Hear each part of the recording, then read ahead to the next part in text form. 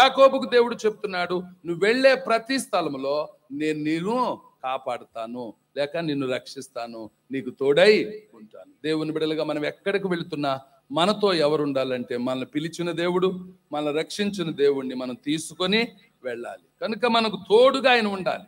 మోషే కూడా వెళ్ళేటప్పుడు ప్రార్థన చేశాడు, ప్రభువా నీ సన్నిధి మాతో రాకపోతే మమ్మల్ని పోనీయొద్దయ్యా.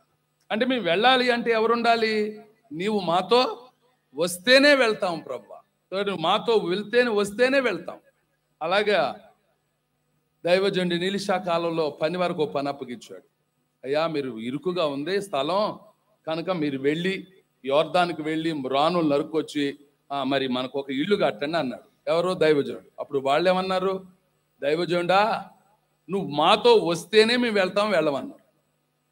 అప్పుడు నేను చెప్తున్నానయ్యా మీరు వెళ్ళాలని అంటాడు దైవజనుడు. లేదు లేదు మీరు వస్తేనే వెళ్తాం అన్నారు. సరే దైవజనుని తీసుకొని వెళ్ళారు. దైవజను ఒక చోట కూర్చోబెట్టారు. వాళ్ళు రాళ్ళను నరుగుతుండగా ఏమైపోయిందంట?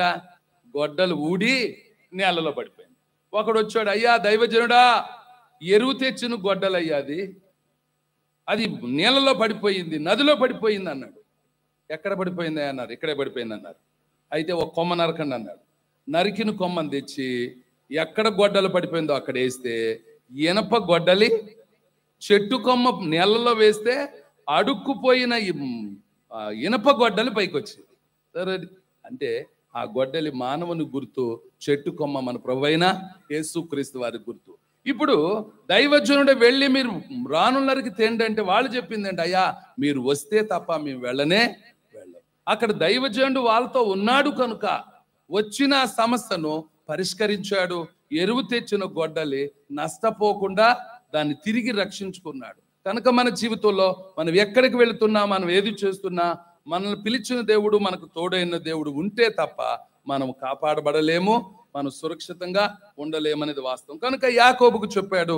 రెండో విషయం ఏమిటంటే నువ్వు వెళుచున్న ప్రతి స్థలంలో నిన్ను నేను కాపాడుతానని వాగ్దానం చేశాడు. నిజమే, దేవుని బిడ్డలైన మనం ఎక్కడున్నప్పటికీ ఎక్కడికి వెళుతున్నప్పటికీ దేవుని సన్నిధి తోడుకొని వెళ్ళాలి, దేవుని సన్నిధితో వెళ్ళాలి. మనం వెళ్ళే ప్రతి స్థలంలో మనల్ని పిలిచిన దేవుడు మనల్ని కాపాడి రక్షించును గాక. ఆమేన్. ప్రార్థన చేసుకుందాం. ప్రేమ కలిగిన మా ప్రియ తండ్రి నీకు స్తోత్రాలు. అయ్యో యాకోబు అన్న మడిం పట్టుకొని వచ్చాడు, లోపల పెనుగులాడాడు, నేను జ్యేష్ఠుడు కావాలి, నేనే ఆశీర్వదించబడాలి అని. అది వల్ల కాల దేవుడే తీర్పు తీర్చి ఏశావును జ్యేష్ఠుడిగా చేశాడు. కానీ ఏశావు దాన్ని చేయి చేతులారా పోగొట్టుకున్నాడు. అయ్యా మేమెవరం పోగొట్టుకోకూడదయ్యా, ఏ ఒక్కరం పోగొట్టుకోకూడదు నాయన. ఏశావు వలె దేవా మేము ఎక్కడ భ్రష్టులం కాకూడదు. యాకోబులాగా పెన్నుయేలు అనుభవం, ప్రార్థన అనుభవం, పశ్చాత్తాప అనుభవం మాలో ప్రతివానికి దయచేయండి.